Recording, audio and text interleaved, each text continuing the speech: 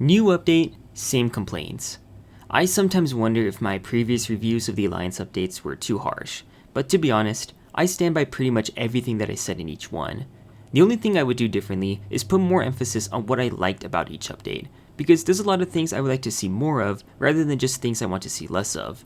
So let's dive into the Arachnophobia update and analyze the good and the bad. All updates have had a name and an acronym to go with them. Undying Fury is UF, Ancient Hunger is AH, and Colossal Dwarfare is CD. So, Arachnophobia will be referred to as A from now on. Now let's start with the positives. A introduces my favorite boss in the series on a conceptual level. Unless you count Legends of Kingdom Rush, in which case Morganok is the winner of that title, the new boss does something that truly captures what I have been looking for in the boss fights in these games. It gives the players ways to interact with the boss and ways to deal with its mechanics. To make matters better, the game has a visual indicator of the range when the boss is about to use its ability. That way, players can dodge the ability by moving all of their units outside of its range. It sounds simple enough, but keep in mind that this expansion has the mechanic of spiderwebs on the ground that will slow your units, so you also have to react quickly and pick a path that gets units out of there in time despite the obstacles. That's the kind of stuff that makes you think, which is perfect for the strategy genre. I think the mechanic synergizes with the expansion's environment really organically and makes it one of the most fun bosses to revisit. Bravo, Ironhide. The new hero has a real playstyle too. I love trade-offs in video games. Giving something conditions and weaknesses as an excuse to strengthen their good parts even further is my favorite kind of design. Spider does this by having an insta-kill that only works on stunned enemies with less than 1000 HP, and it has an only 5-second cooldown. This is just a glorified epic effect, allowing you to stun and then insta-kill most enemies in the game. I like that there's an AoE stun and a hero spell stun to give the hero self-synergy with its most iconic trait. It also works on pseudo-stuns like the Arborean Emissary's Bramble effect, so you can get tower synergies too. That being said, I still think this hero has two major flaws. Her name sucks. It honestly breaks my immersion thinking about how this hero is just named Spider with the vowels turned into Y's. It's not like this turns it into a real name or anything. Second, the execution of her playstyle is not nearly as good as it is on paper. Why, oh why, does she have to do a basic attack first before using her insta-kill? This just gives enemies time to recover from their stun and not be insta-killed at all. Steam moments are at their worst in Alliance when you use Spider, which is a real shame. Additionally, the first stage is actually my favorite in the expansion and one of the better ones overall in my opinion. This is because there are so many enemies spawning here. Finally! It's really nice to have a reason to use artillery without the level feeling like it's made for you to spam it. This is the kind of stuff that prevented people from complaining about gargoyles or even gloomies in the first 3 games. It's not necessarily about the flying enemies being OP, it's about the fact that you need to only care about them and not anything else. This level makes you care about the ground enemies too, which already puts it in the upper third of all Alliance stages. And that segues nicely into my criticisms of this update. I feel like Alliance, especially in its elite stages, is one of the most empty tower defense games I've ever played. Where are all the enemies? I had to praise the first level of A for spawning a lot of them because most of the rest of the game is relatively empty. I think the next 2 stages of A are some of the most obvious in this regard. Most of the wave compositions are just repeatedly sending out 4 to 6 enemies in a line on one path. This is just too simple for elite stages. Even the main campaign gives you more to do with levels like Corruption Valley and Desecrated Temple. Since I want the same level of things to care about in future updates, this is why those levels stood out as some of the best in the series, while the ones in A do not.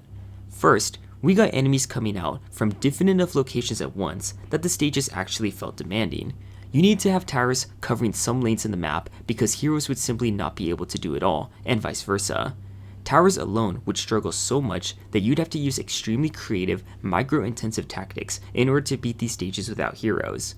You could argue the same is true here, as the final A level, Forgotten Throne, starts with nothing but 6 flying enemies at a time coming from each lane on wave 1. With the gold the stage gives you, a no heroes challenge will force you to use premium towers. At the same time, certain hero choices are so unviable that you feel punished for using some of them.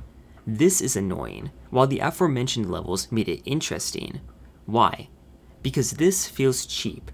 You just have to pick towers and heroes that hit up in order to beat this starting wave. It's somewhat of a binary choice, eliminating anything that doesn't deal sufficient range damage. Meanwhile, the campaign levels made it hard to figure out what the best distribution of power was.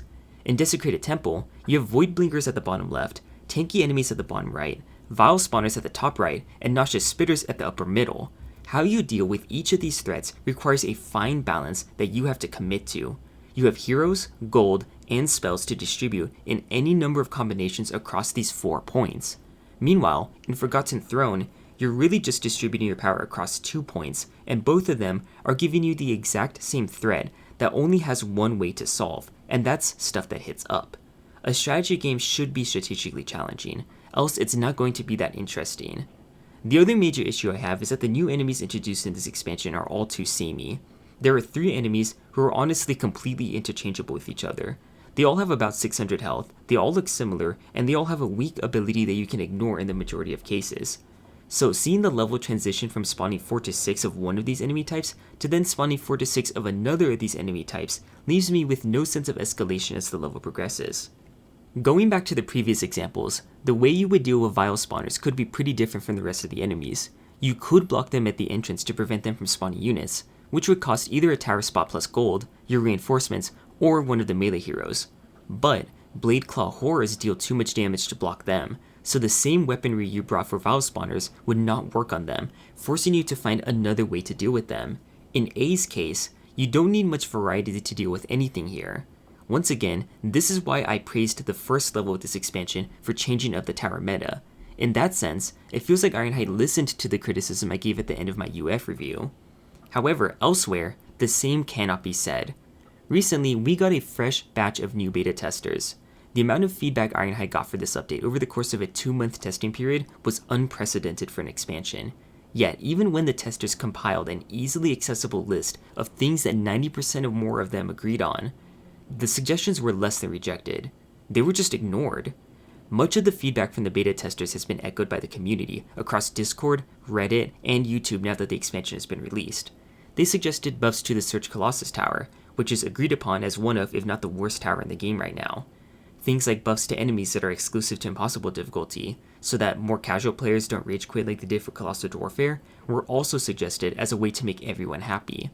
So I have trouble imagining a party that still dislikes these ideas. But that's the thing, I shouldn't have to imagine it. The whole point is to make solutions to issues that could cause less fans to be happy with the update, so it's important to be able to have a conversation about this. Last time this happened, we got releases like the first version of Junk World. It wasn't until feedback was heard and addressed that the current Junk World became better, and maybe it wouldn't be trapped in purgatory on the Apple Arcade if this feedback was addressed when it was first made. I fear that the same might be true for Alliance as well. I don't care all that much if Ironhide reuses enemy designs or follows their own vision instead of what testers suggest. What I do care about is if the game is fun to play and if they have good reasons to follow their own vision instead. Right now, I don't have fun and I don't know what the points of these decisions are. Like Vengeance, we now have a myriad of elite stages that lack replay value in a game that seems designed to live off of replayability. Once again, I'm convinced that this game is a lost cause. Ironhide made their money, and this game gave me some good memories, so I kind of wish that things could have just ended on a high note for everyone. Instead, it seems like things were rushed out so that in years to come, this looks like a fully fledged game that an unknowing buyer will be impressed by. In a way, I think that is the target audience nowadays. People who will be content with slop. I know that you can overanalyze and overthink a game that's just meant to be fun, but in the case of this game, the only way to have fun with it is to turn your brain off. Is that really the right call for the strategy genre? My overall attitude about Alliance has developed into one of acceptance. I now know that it's completely random whether or not an update will be good. So I'm not going to go out of my way to think about what these updates say about the game overall. Instead, I know that Alliance is simply a hit or miss kind of game. It reminds me of how the school system doesn't really encourage you to know the information just to get a good grade. So if you don't really care intrinsically, some people will just do the bare minimum to get whatever their desired grade is. But sometimes you might under or overshoot the mark. Alliance's development feels like they're trying to see if they can get a passing score with each expansion while using the lowest cost model. Sometimes they will be successful and you won't notice it, and other times you will. I imagine that's true for most of the game development industry, so let's not harp on Ironhide for that necessarily. Communication is where I think they could step up, and maybe some better planning. Otherwise, I'll just wait and see what the DLC has in store.